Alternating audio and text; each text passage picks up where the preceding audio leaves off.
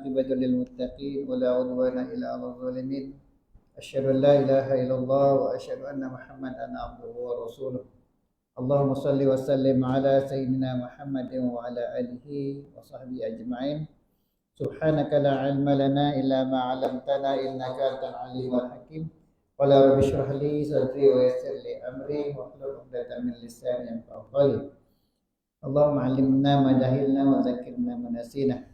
Alhamdulillah dengan izin Allah Subhanahu wa taala, alhamdulillah pada malam ini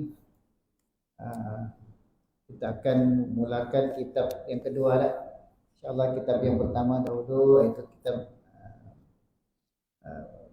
Jauhar Talaqul Khatam. Insyaallah hari ini permintaan daripada jawatan kuasa masjid kita akan sama-sama menadai kitab iaitu kitab fiqh iaitu Al-Fiqh Al-Manhaji, kitab fiqh mazhab Imam Syafi'i. Insyaallah mudah-mudahan dengan pengajian ini akan memantapkan lagi ibadah kita supaya diterima oleh Allah Subhanahu wa taala.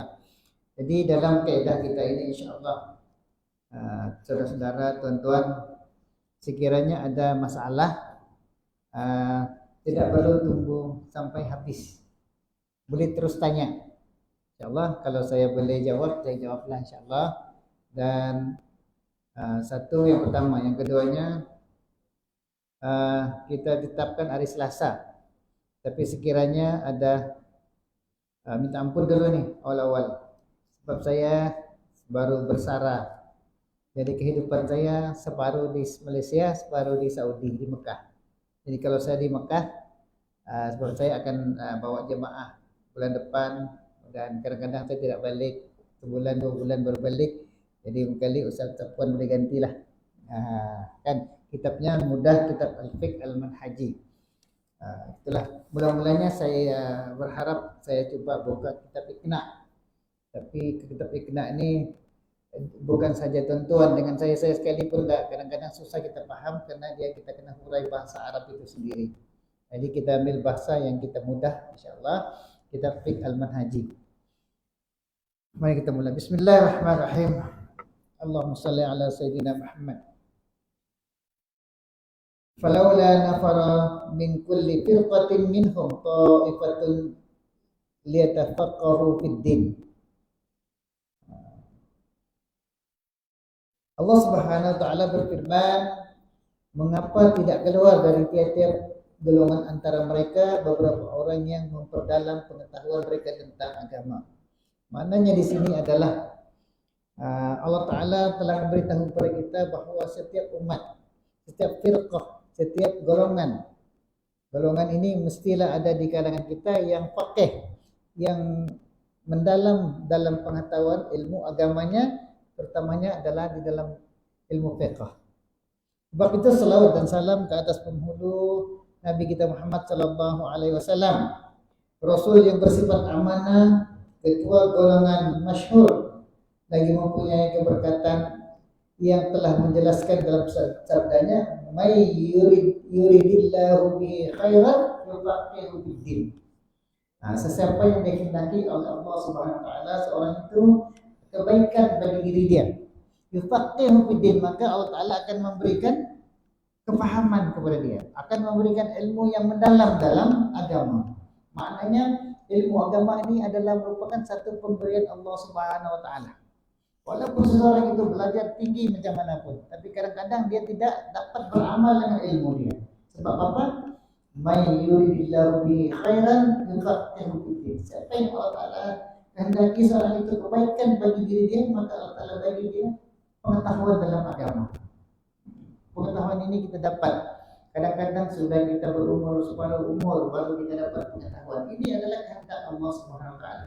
Jadi sebab itulah tujuan kita hadir di dalam majlis ilmu ini bukan sekadar kita mengetahui, tetapi kita berada di raudhatan min riyadil jannah, di taman-taman syurga Allah Subhanahu wa taala, karena bersama kita pada hari ini yaitu para malaikat yang Allah Taala tidak bagi kita peluang untuk melihatnya.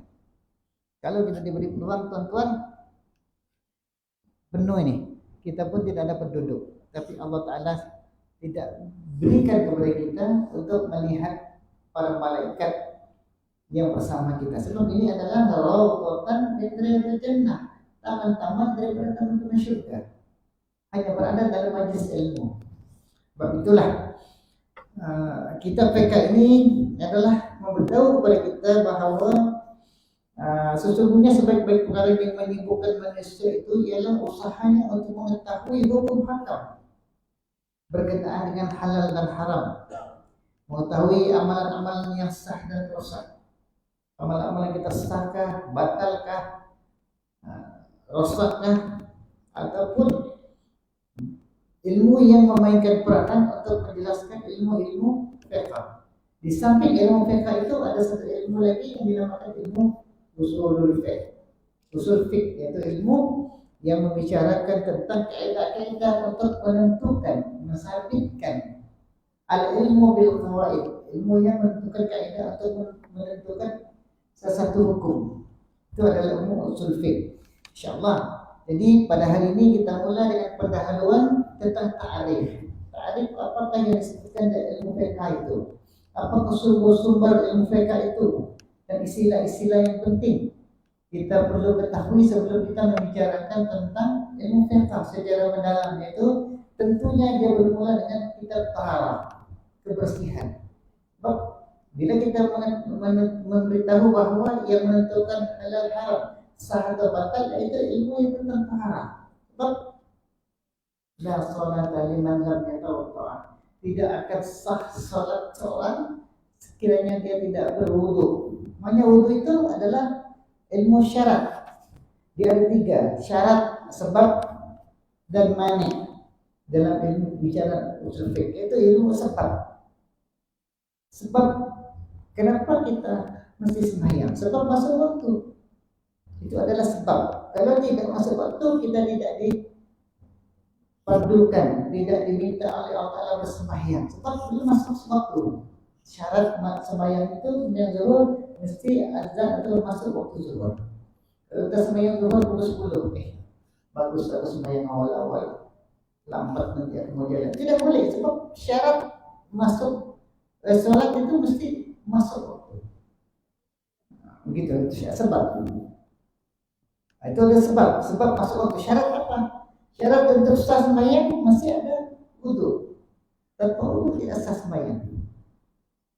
Begitu juga dengan mani. Mani ini yang menghalang. Yang menghalang seseorang dari mendapatkan, contohnya harta warisan. Bila seseorang itu mati, meninggal dunia, dia meninggalkan anak, dia meninggalkan istri, dia meninggalkan ibu. Tetapi sekiranya seorang anak, dia memang layak dapat harta pusaka, tapi dia tengok bapak dia ni 10 tahun terlantar. Beliau ni nak mati. Harta banyak berjuta-juta. Apa yang dibuat? Dia bunuh bapak dia supaya dia dapat harta warisan. Jadi dalam hukum fiqh, usul fiqh, sebenarnya anak itu dapat ataupun mendapat harta warisan, dia layak, tetapi mani, dihalang karena dia telah membunuh. Sebab laisa lil qatil mawaris, tidak ada bagi orang yang pembunuh itu dapat harta warisan. Menghalang dia dapat harta sebab dia membunuh orang yang mati itu. Yang harta ditinggalkan tidak dapat sebab dia telah membunuh. Itu namanya syarat. Jadi ada 3 sebab syarat mani menghalang. Itu. Tapi kita tidak belajar itu ilmu usul fiqh. Kita akan belajar ilmu fiqh ini. Tetapi bagaimanapun kita akan berikan sedikit-sedikit lah apa yang saya paham, insyaallah. Kebetulan ilmu fiqh ini ilmu bidang saya, yaitu syariah wal qanun, punya bidang. Tapi bagaimanapun, insyaallah teman-teman dulu belajar semua. Makna fiqh. Fiqh apa dia makna fiqh? Fiqh ini dalam ada mempunyai 2 makna. Dari segi bahasa dan dari segi istilah. Dari segi bahasanya ialah al-fahamul daqiq, iaitulah satu mengetahui, faham. Sebab itu firman Allah SWT, فَمَا لِهَؤُلَاءِ الْقَوْمِ لَا يَكَادُونَ يَفْقَهُونَ حَدِيثًا. Maknanya Allah Ta'ala berfirman dalam surah An-Nisa ayat 78, فَمَا Maka mengapakah orang-orang itu? Siapa mereka itu? Orang-orang munafik. Fama li haula'il qaumi la yakaduna yafqahuna hadisan. Maka mengapa orang-orang itu, yaitu orang munafik ini, hampir tidak memahami perbicaraan, pengajaran-pengajaran, nasihat-nasihat yang diberikan kepada mereka. Seperti mereka tidak memahami, yafqahun, maknanya memahami. Fiqh itu mengetahui, memahami. Itu namanya fiqh. Jadi kalau kita panggil faqih kau ni, maknanya orang itu orang yang ahli, ahli ilmu, orang yang banyak mengetahui, faqih. Nah, gitu. Kemudian Allah Subhanahu wa taala berfirman lagi dalam surah Al-Isra ayat 24, "Walakin la tafqahuna tasbihahum innahu kana haliman ghafura." Maknanya tetapi kamu tidak dapat memahami tasbih mereka. Walakin la yafqahun, tidak mengetahui. Maknanya perkataan pakai itu tahu, memahami ataupun tahu. Jadi kemudian itu daripada firman Allah. Bagaimana pula daripada hadis Rasulullah sallallahu alaihi wasallam? Hadis Rasulullah, "Inna tula salatir rajuli wa qisara khutbatihi ma'innatun min fiqhihi." Ini satu pernyataan dari Nabi kita Muhammad SAW bersabda, "Inna tula salatir rajuli." Sesungguhnya seseorang yang sembahyangnya lama, sembahyang Jumat dia lama, dia baca, biasanya Rasulullah juga sembahyang Jumat surah Al-Asr bihismi rabbikal a'la. Itulah kegemaran Rasulullah pada yang ayat ini, rakaat pertama. Kata Rasulullah, ini diriwayatkan oleh Muslim, "Inna tula salatir rajuli." Dan sesungguhnya seseorang yang sembahyangnya lama, sembahyang Jumat, wa qisara, dan memendekkan apa dia, khutbatihi ma'innatun min fiqhihi, dia memanjangkan sembahyang salat tetapi memendekkan khutbahnya pendek. Apa kata Rasulullah? Adalah tanda kepada seorang terfaqih, kepahamannya. Tanda kepada apa? Min fiqhihi, maknanya orang yang berilmu. Kalau dia khutbahnya panjang 2 jam, dia punya sembahyang kejam saja 2 minit, menunjukkan dia tidak mempunyai ilmu dalam bidang fiqh.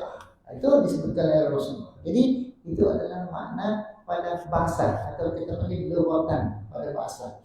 Manakala pada segi istilah ataupun istilahan, ada segi istilah, kalau saya masih ingatlah dalam bahasa Arabnya, al-ilmu bil ahkam asy-syar'iyyati al-amaliyati al-muktasabati min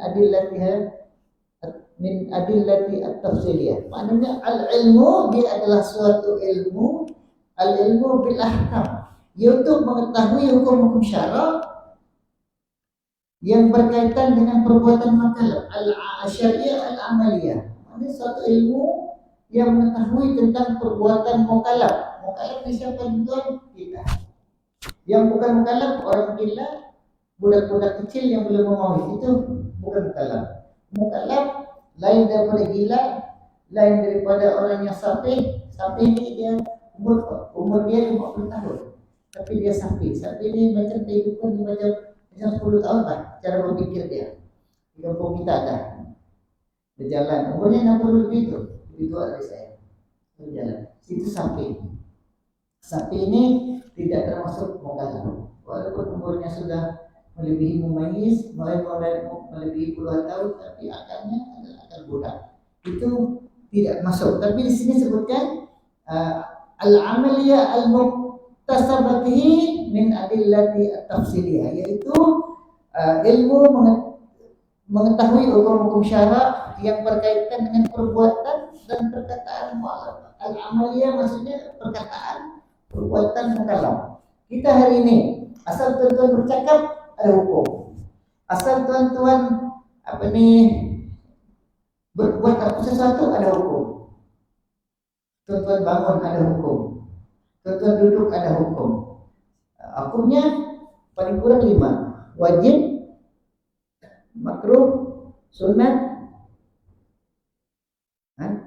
haram, harus. 5. Kalau kita belajar lagi ilmu, ada lagi makruh tanzih atau kita tidak belajar lah ini. Itu 5 yang paling kurang. Ada makruh, ada yang makruh lebih menghampiri haram. Begitu. Jadi ada 5 ini adalah merupakan sesuatu yang perlu kita ketahui dari hukum syarak. Macam mana dia boleh haram, macam mana boleh harus, macam mana dia boleh sunat, macam mana dia boleh harus, macam mana dia boleh berdasarkan logik, batal dan sah. Macam mana? Ini semuanya adalah harus kita ketahui hukum-hukum itu bagi seorang yang mukallaf. Kemudian apa? Al-muttasabati min adillati at-tafsiliyah, yang diambil daripada dalil-dalil yang nyata dan jelas. Tafsiliyah maknanya dalil at-tafsiliyah yang jelas daripada Al-Quran, As-Sunnah. Kemudian kita ada 4 hukum yang tidak dapat kita tolak, yaitu Al-Quran, As-Sunnah, Al-Ijma' wal Qiyas. 4 ini. Manakala yang lain al-istihsan, al-istishab, masalihul mursalah, al-uruf, amal ahli Madinah, itu belakang. Itu percaya tidak percaya itu belakang. Tapi tidak percaya juga kita.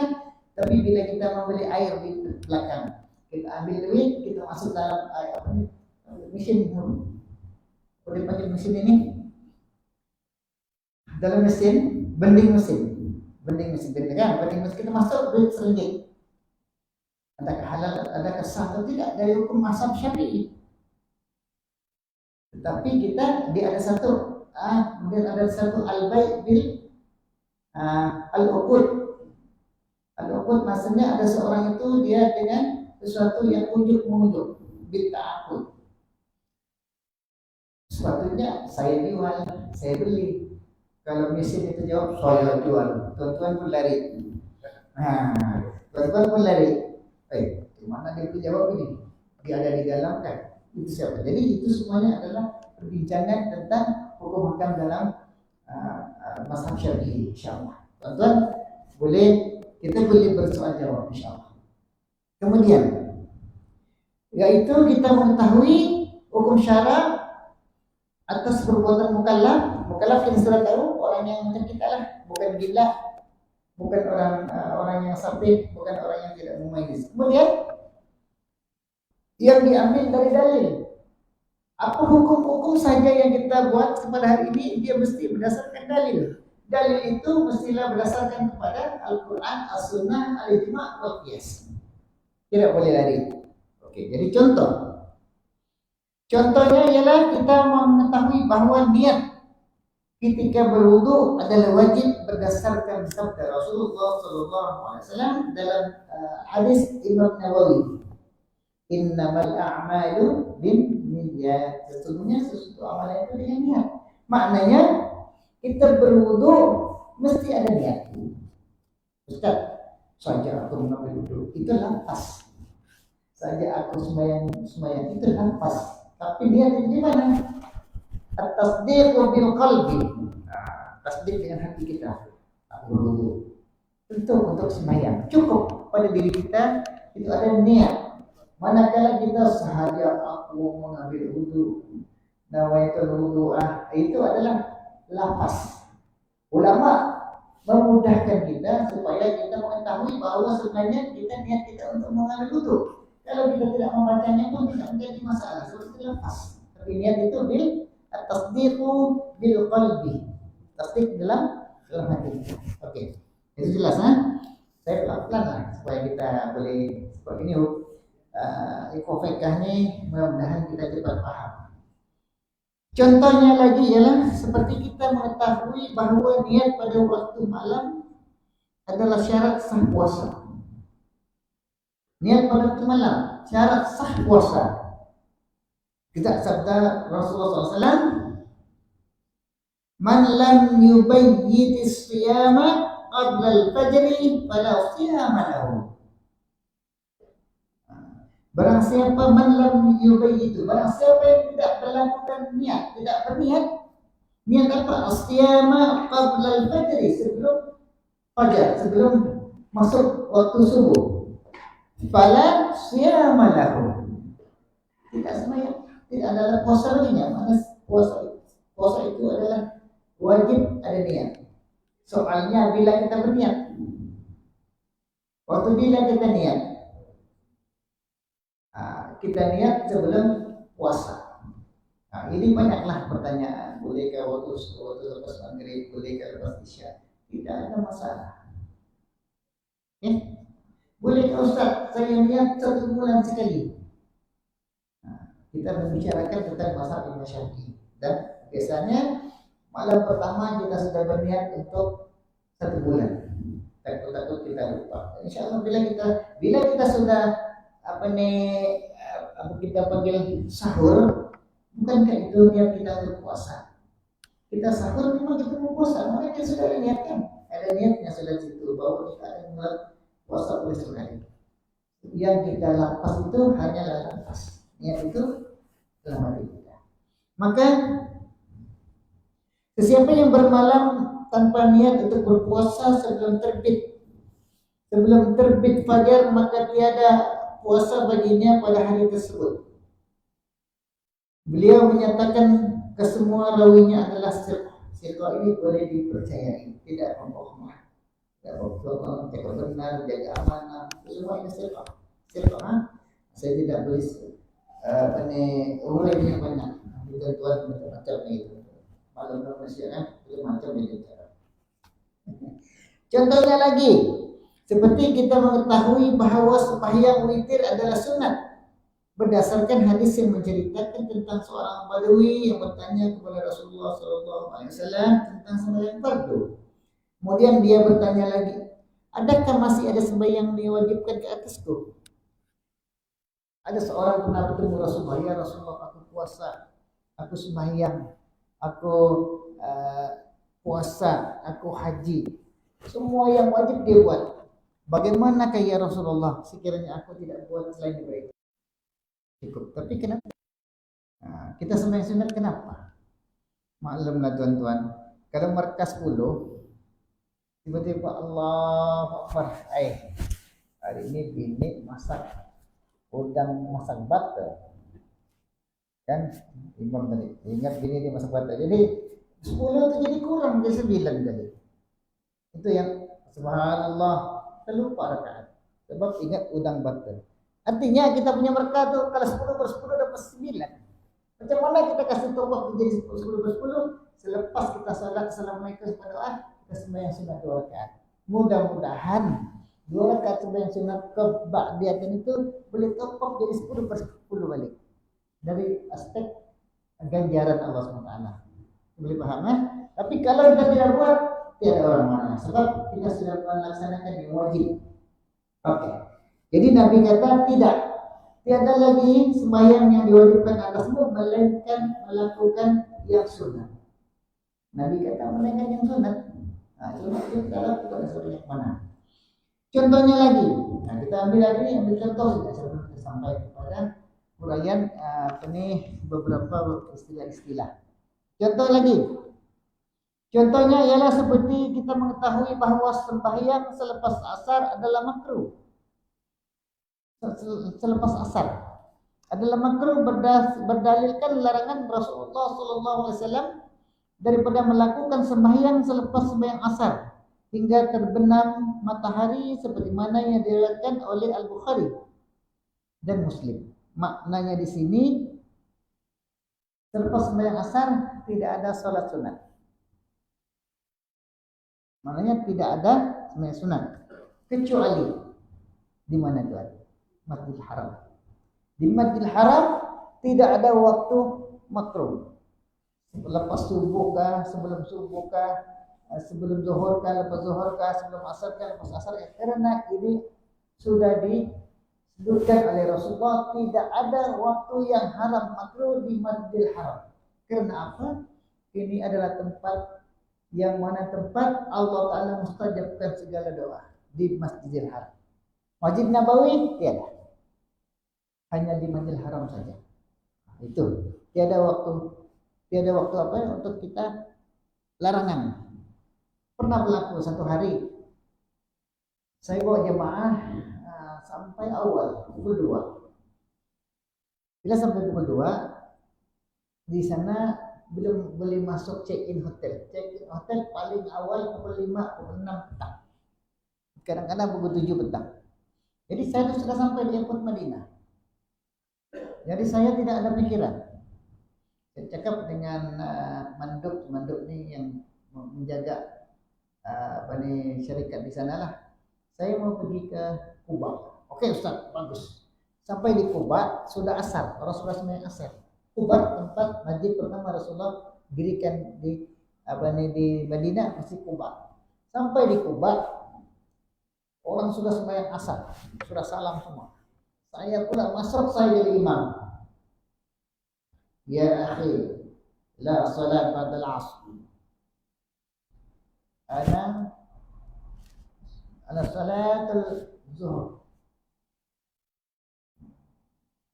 Saya cakap dengan apa nih, dengan imam saya baru sampai daripada Malaysia. Saya sembahyang zuhur dan jamak. Oke, kelas. Baru dia marah. Kalau tidak dia akan marah. Tidak ada sembahyang selepas asar. Tapi kita sampai selepas asar, saya pun sholat jamak takhir. Jalan asar 2 rakaat, kemudian kita jamak zuhur, begitu. Barulah dia paham. Kalau tidak saya kena marah betul. Bila saya terangkan barulah dia paham. Karena dia sangkakan kami sembahyang sunat selepas sholat asar. Oke. Jadi contoh ini adalah merupakan satu contoh bahwa apa yang disebutkan di sini adalah mengetahui adapun contoh-contoh yang disebutkan oleh Rasulullah SAW. Kemudian kita mengetahui bahwa menyapu sebahagian kepala ketika berwudu adalah wajib. Sebab ini adalah daripada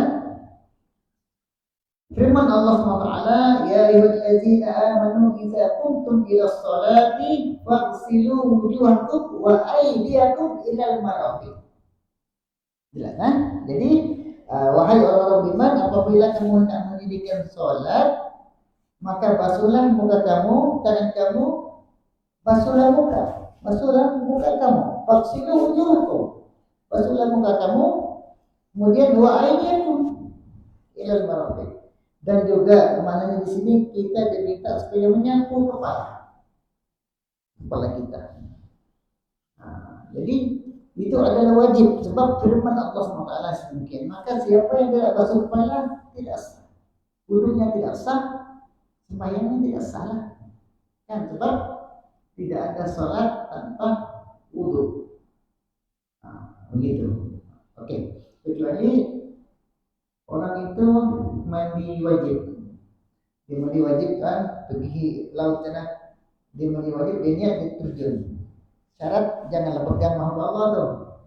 Maknanya kita sudah boleh kita sembahyang. Sebab mandi wajib dia lebih besar daripada wudu. Wudu ni hanyalah sunat. Sebab kita suruh ni bukan mandi wajib, tapi hanya untuk kita membolehkan kita beribadat salat dan juga tawaf. Tawaf tanpa wudu pun tidak boleh. Oke, jadi kecuali kalau kita mandi wajib semuanya sudah boleh. Sebab apa tujuan mandi wajib? Untuk membolehkan kita menyatakan besar, untuk membolehkan kita melakukan ibadah salat dan sebagainya. Jadi sembahyang boleh, tapi janganlah pegang batal pula kan. Lepas dia mandi sana dia tidak pegang lagi. Batal balik. Kan contoh yang kita lakukan. Jadi boleh. Jadi sama soalnya sekarang basuh kepala banyak kan tidak? Dalam kita fiqh banyak menyatakan 3 helai rambut kena di kepala sedikit pun boleh. Put termemadai. Kalau mazhab yang lain semua ada kita masuk di mana? Semua mazhab masuk di dalamnya. Habis cerita. Kemudian dan kesimpulannya dari semua hukum-hukum syarak yang kita ketahui di atas yang berdasarkan daripada dalil Al-Quran dan Sunnah dinamakan dengan fiqh. Dari sisi itulah fiqh, mengetahui hukum syarak berdasarkan dalil. Mengetahui hukum syara atas perbuatan mukallaf. Perbuatan siapa? Perbuatan mukallaf, kita mukallaf. Oke. Jadi yang keduanya hukum-hukum syara itu sendiri. Hukum syara itu sendiri yaitu oleh itu apabila kita berkata Anda mempelajari fiqh, apa yang kita pelajari? Dia bermakna Anda mempelajari hukum syara yang ada dalam kitab-kitab fiqh. Nah, kita akan belajar kitab ini, kitab fiqh. Yang Anda mengetahui hukum syara yang ada dalam kitab fiqh dan yang mana yang bersandarkan kepada Al-Quran, As-Sunnah, Ijma' dan Qiyas. Apa itu Al-Quran? InsyaAllah akan diterangkan di sini apa Al-Quran, apa Sunnah, apa Ijma', apa Qiyas. Dalam kitab ini kita belajar sebelum kita masuk ke dalam pembicaraan ilmu-ilmu fiqh itu sendiri. Contohnya, hukum-hukum mengambil air sembahyang, hukum-hukum sembahyang, hukum-hukum jual beli, hukum-hukum perkawinan dan penyusuan, hukum-hukum perang dan jihad dan lain-lain. Semuanya dinamakan hukum fiqh. Semua hukum syara ini dinamakan fiqh dari segi istilah. Oleh sebab itu, perbezaan antara kedua-dua istilah di atas ialah istilah pertama digunakan untuk pada mengetahui hukum hakam. Istilah kedua digunakan hukum syara itu sendiri. Hukum itu sendiri, hukum syara yang kita pelajari, hukum yang kita seperti tadi wajib, makruh, sunat, harus, haram. Ini adalah hukum-hukum yang kita akan, yang itu hukum syara itu sendiri. Hubungan antara fiqh dengan akidah. Apa hubungan fiqh dengan akidah? Oleh sebab itu kalau kita mempelajari hukum syara, kita mesti mempelajari mengetahui tentang akidah Islam. Di antara keistimewaan fiqh Islam, hukum syara yang berkaitan dengan perbuatan dan perkataan mukallaf, sebagaimana yang telah kita nyatakan ialah mempunyai hubungan yang sangat kuat dengan iman kepada Allah Ta'ala, yang mempunyai kaitan rapat dengan rukun-rukun akidah Islamiyah, terutamanya yang berkaitan dengan kepercayaan atau keimanan terakhir. Kita sembahyang, itu adalah hukum syara. Untuk apa? Karena kita percaya bahwa adanya pembalasan Allah. Itu namanya adalah akidah. Kita percaya bahwanya Allah SWT itulah yang berhak yang kita berhak disembah. Maka itulah ketuhanan Allah SWT. Ini karena keimanan kepada Allah akan menjadikan seseorang itu muslim, berpegang teguh dengan hukum-hukum agama, serta berjiwa sejati untuk mempraktikkan dengan penuh ketaatan dan kerelaan. Nah, maknanya kita beriman kepada Allah untuk menjadikan kita seorang muslim yang berpegang teguh dengan hukum-hukum Allah, dan jiwa kita adalah untuk mempraktikkan ketaatan itu kepada Allah SWT. Kita percaya tentang adanya Allah.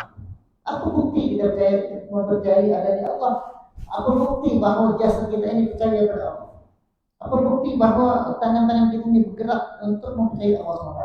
Salah satunya ialah dengan beribadah kepada Allah SWT. Maka hubungan itulah namanya hubungan akidah dengan fiqh. Juga karena orang yang tidak beriman kepada Allah tidak terikat dengan sembahyang.